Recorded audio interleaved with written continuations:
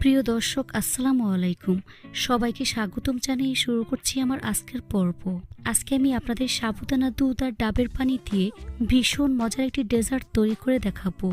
এটা তৈরি করা খুবই সহজ। হাতের কাছে থাকা অল্প উপকরণ দিয়ে ঠান্ডা ঠান্ডা এই ডেজার্টটি খুব সহজে তৈরি করে নিতে পারবেন। আশা করছি রেসিপিটি সবার কাছে ভীষণ ভালো লাগবে। তো চলুন রেসিপিটি দেখে নিচ্ছি।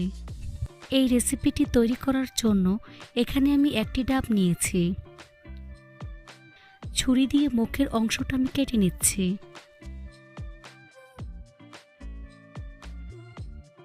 এই ডাবের পানি একটি পাত্রে নিয়ে নিচ্ছি।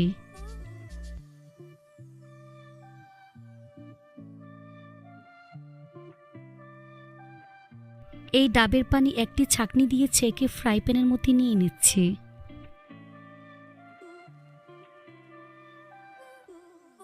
তারপর এর মধ্যে 1/4 কাপ পরিমাণ চিনি দিয়ে দিচ্ছি।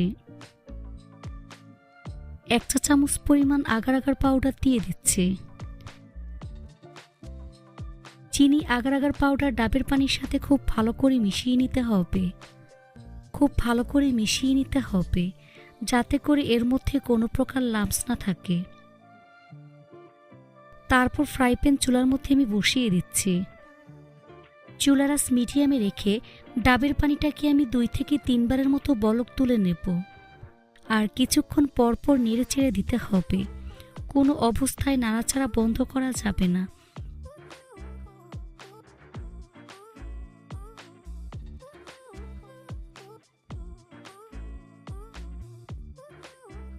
তারপর চুলা বন্ধ করে এরকম একটি ওভেন প্রুফ বাটির মধ্যে নিয়ে নিচ্ছি। তারপর খুব ভালো করে ঠান্ডা করে নিয়ে ফ্রিজের নর্মাল চেম্বারে 1 ঘন্টার জন্য রেখে দেব। এবার চুলা একটি পাত্র বসিয়ে এর মধ্যে 2 কাপ পরিমাণ তরল দুধ দিয়ে দিচ্ছি। 1/4 কাপ পরিমাণ গুঁড়া দুধ দিয়ে দিচ্ছি। দিয়ে দিচ্ছি 1/2 কাপ পরিমাণ চিনি। চিনি আর গুঁড়া দুধ তরল দুধের সাথে খুব ভালো করে মিশিয়ে নিতে হবে। যখন গুঁড়া দুধ খুব ভালো করে মিশানো হয়ে যাবে, ওই পর্যায়ে আমি গ্যাসটা অন করে দিচ্ছি। এখন চুলার আঁচ মিডিয়াম হিটে রেখে অনবরত নেড়ে চেড়ে জাল করে দুধটাকে ঘন করে নিতে হবে। যখন দেখবেন দুধের মধ্যে সর পড়েছে, তখন সর ভেঙে দুধের সাথে মিশিয়ে নিতে হবে। কিছুক্ষণ পরপর নেড়ে ছেড়ে দিতে হবে। বেশ কিছুক্ষণ জাল করে দুধটাকে আমি ঘন করে নিয়েছি। দুধটাকে আমি ভালো করে ঠান্ডা করে ফ্রিজের নর্মাল চেম্বারে কিছুক্ষণ রেখে ঠান্ডা করে নেব। এখন একটি বাটিতে 1/2 কাপ পরিমাণ সাবুদানা দিয়ে দিচ্ছি। এর মধ্যে পরিমাণ মতো পানি দিয়ে খুব ভালো করে ধুয়ে পরিষ্কার করে পানি ঝরিয়ে নিতে হবে।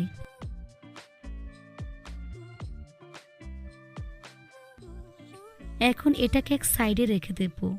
চুলে একটি পাত্র বসিয়ে এর মধ্যে পরিমাণ মতো পানি দিয়ে ভালো করে বলক উঠিয়ে নিয়েছি। এই ফুটন্ত পানির মধ্যে সাবুদানা দিয়ে দিচ্ছি।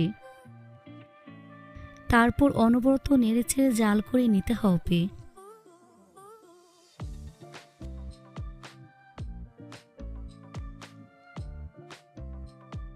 যখন দেখবেন সাবুদানা এরকম 70% সিদ্ধ হয়ে গিয়েছে, অর্থাৎ সাদা ভাবটা চলে যাচ্ছে, তখন একটি ছাঁকনির মধ্যে দিয়ে সাবুদানা ছেঁকে নিতে হবে।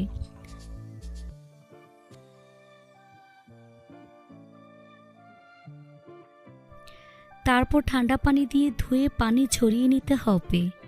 পানি দিয়ে সাবুদানা ধুয়ে নিলে একটা আরেকটার সাথে লেগে যাবে না, একেবারে ঝরঝরে থাকবে। তারপর ফ্রিজ থেকে ডাবের পানি আমি নামিয়ে নিচ্ছি।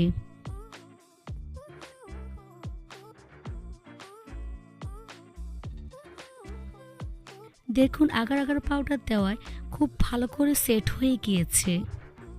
এখন একটি ছুরি দিয়ে আমি কিউব করে কেটে নিচ্ছি। দেখে নিশ্চয়ই বুঝতে পারছেন কাজটা আমি কিভাবে করছি। তারপরে স্প্যাচুলা দিয়ে এগুলোকে আমি উঠিয়ে নিচ্ছি।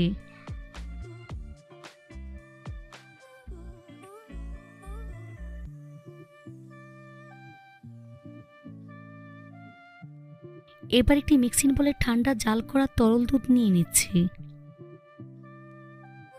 এর মধ্যে সাবুদানা দিয়ে দিচ্ছি।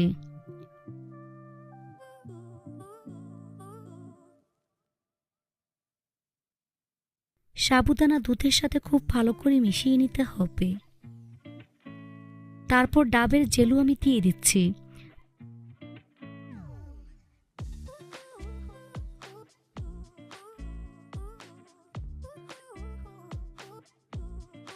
সবকিছু খুব ভালো করে মিশিয়ে নিলেই তৈরি হয়ে যাবে সাবুদানা ডাবের ডেজার্ট। তারপর পরিবেশন করে আপনাদের দেখিয়ে দিচ্ছি। এই গরমে একবার হলেও তৈরি করে দেখবেন। আশা করছি বাসার ছোট থেকে বড় সবাই অনেক বেশি পছন্দ করবে। এই ডেজার্টটি একবার খেলে বারবার খেতে ইচ্ছে করবে। আশা করছি আমার আজকের এই রেসিপিটি সবার কাছে ভীষণ ভালো লেগেছে। রেসিপিটি ভালো লাগলে অবশ্যই একটি লাইক দিবেন আর আমার ফেসবুক পেজটি ফলো দিয়ে রাখবেন। সবাই অনেক বেশি ভালো থাকবেন। আল্লাহ হাফেজ।